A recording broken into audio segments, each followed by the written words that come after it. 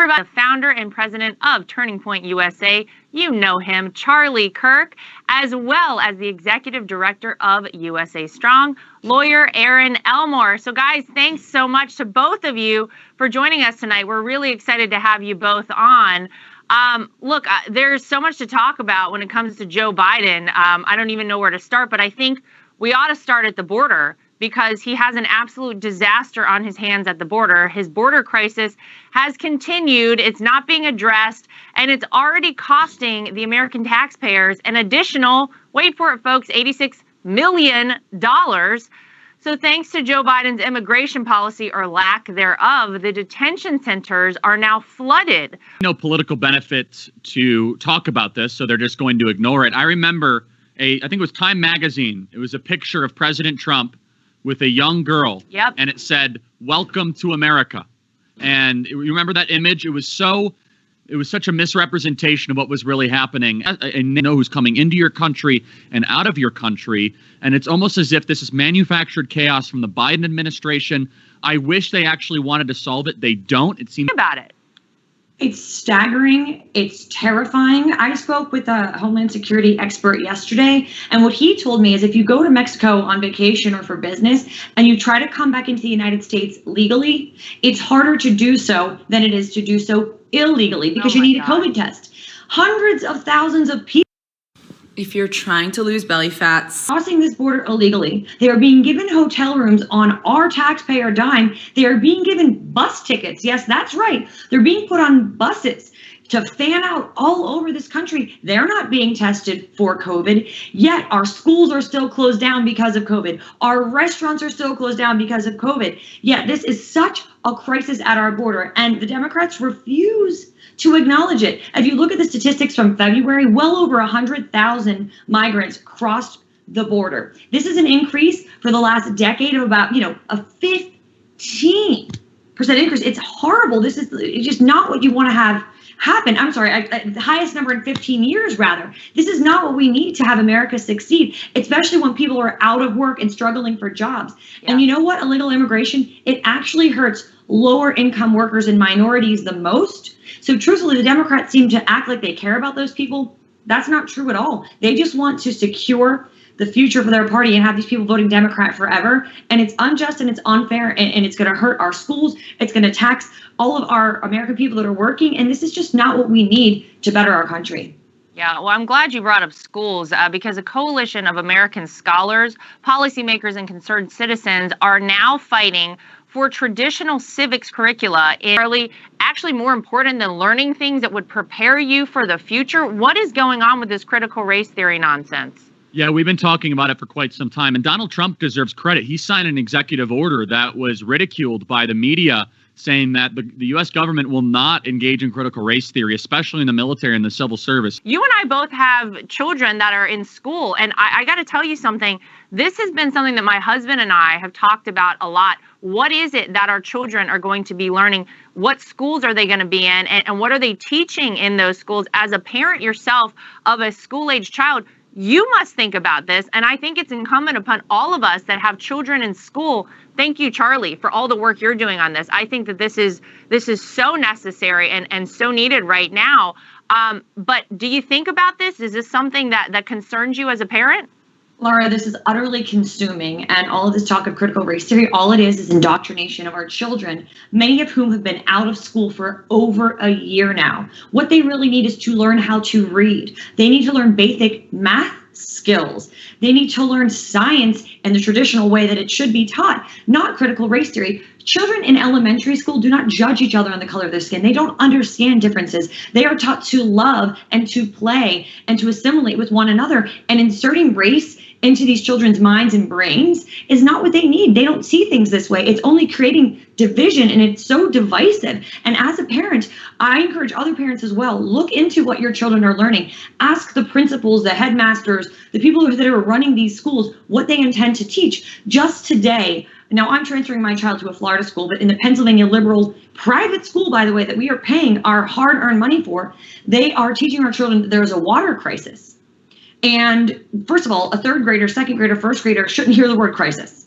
because they shouldn't stay up at night worrying about things other than basic math and reading skills, in my opinion. But to be honest, if you look into it, in the United States of America, there is not a water crisis. It's more about how states run these services. So I reached out to the teacher and said, I will talk about building wells in Africa because I think that is a noble endeavor, but to call something a water crisis is wrong. These are just subtle indoctrinations of our children. And that's why, as a parent, you have to look at every piece of literature that is sent home. You have to speak with your teachers because it is the squeaky wheels that get the grease. And if it aren't for people like us who are going to stand up for our children and stand up for the parents that are silent, that have to be silent because they're afraid to lose their jobs, we do have a voice, and we need to use our voice and be advocates for our children, because if not, America will be a socialist nation and our children will be voiceless, faceless mobs of people, and that's what they want in socialist nations. They break them down. We are just cogs in a machine who are worker bees without opinions, without faces, without values,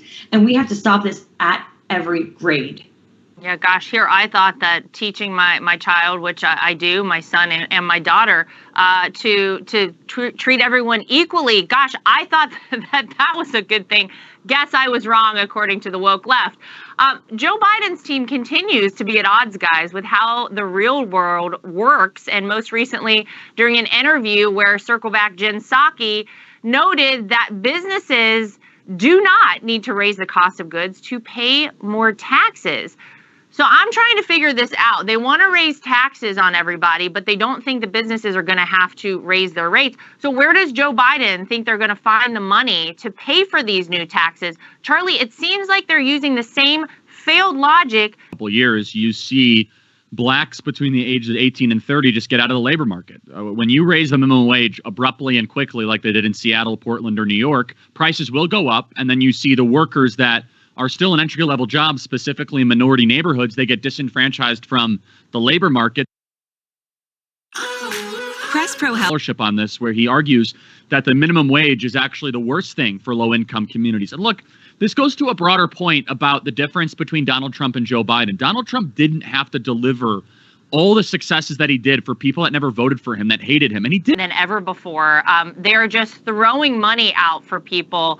I don't understand where they actually think we're going to get this money. It's going to fall on somebody. I mean, from where is this money coming? It's going to be paid for by our children, great grandchildren at this point. I mean, this administration is spending at such a rate that it's absolutely terrifying. And all of these bills don't even help the intended recipients. The COVID bill has 1%, I believe, of the money for actual vaccines and 10% for actual COVID. The rest is special interest and lobbying groups' causes. It's really, really scary. And we think of infrastructure as roads and bridges. That's not what they're doing. It's all about social justice. And the American people really have no transparency here into what is happening. Joe Biden really just wants to kill America's middle class and protect Amazon, Walmart, and those big corporations. Tax cuts for small businesses, that's how you raise the minimum wage. Because when businesses have to spend less on their taxes, guess what they end up doing? They end up paying their workers more, hiring new workers. And that's not what this president cares about at all. That's not what Kamala Harris cares about at all. They are beholden to Wall Street. They are beholden to Fortune 500 companies. They act like they care about the laborer and the workforce, and they don't. They act like they care about minorities, but what we know is if the minimum wage goes up, these laborers leave the market, and then what people do is they hire illegally, and it's a vicious cycle of unemployment. So honestly, what they're doing now is we really need to have some of these Republicans stand up and say, no, we cannot have these bills passed. We need some Democrats like the Joe Manchins and the Kristen Sinemas to say, wait a second, this is not good for our constituents. This is not good for the American people. We need to wake up and realize that these bills are laden with pork and help no one other than special interests, period. Totally, yeah. And I think that kind of an unlikely ally in this can be the radical left, because they want to break up these companies for different reasons, for economic reasons. And I sympathize with part of that. I just think that it's not a healthy thing when one man has $155 billion and increased his net worth $35 billion when everyone else saw their net worth go down and they were struggling to survive. Obviously, we talked throughout the campaign about what a threat China would be. Is watching America be bullied by the woke left whenever we are so outraged about Dr. Seuss and Mr. Potato Head. Your thoughts on what you've seen happen with China so far? I mean, the American people really need to understand that the Chinese Communist Party wants to destroy us. And they are doing it tacitly, okay? They are not here with guns and bombs. They are doing this behind the scenes and taking us down through our technology by destroying our businesses. They are taking all of our business and taking it to China. And there are 2 books you must read. You Will Be Assimilated and The 100-Year Marathon by Michael Pillsbury. And in that book, he explains that the 100 years, which is the anniversary right now, is they are slow in China. They are methodical. They are picking away and chipping away at us bit by bit by bit so they can take us.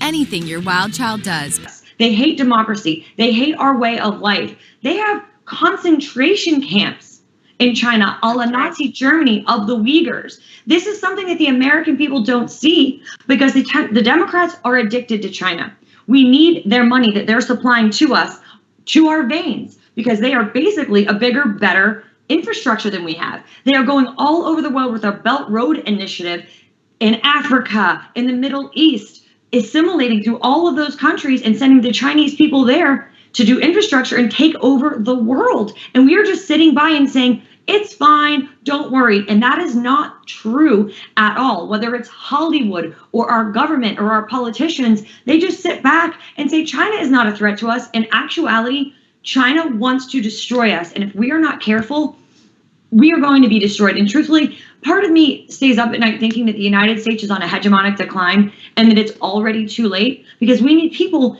in office. I know Marsha Blackburn is doing really a good job to try to expose this. I know Tom Cotton is doing a really good job to expose this. I know that the state of Tennessee is starting projects that will not allow anyone that coming in from the Communist Chinese Party in their state to have government contracts and things like that. If other states do that, we can start chipping away at this problem. But as of right now, I mean, this is a massive issue that infiltrates every single aspect of our lives. And if we don't act quickly, we're gone. Charlie, we're focused on Dr. Seuss. We're focused on, I guess we can't say Mr. or Mrs. Potato Head anymore, Potato Head.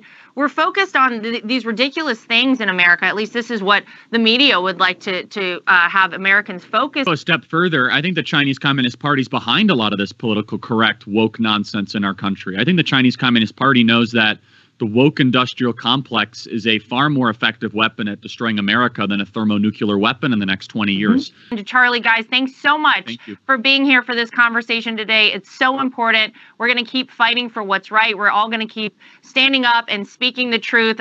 So Charlie, Erin, thank you. And thank you to everybody at home. We will see you next time right back here for more of The Right View.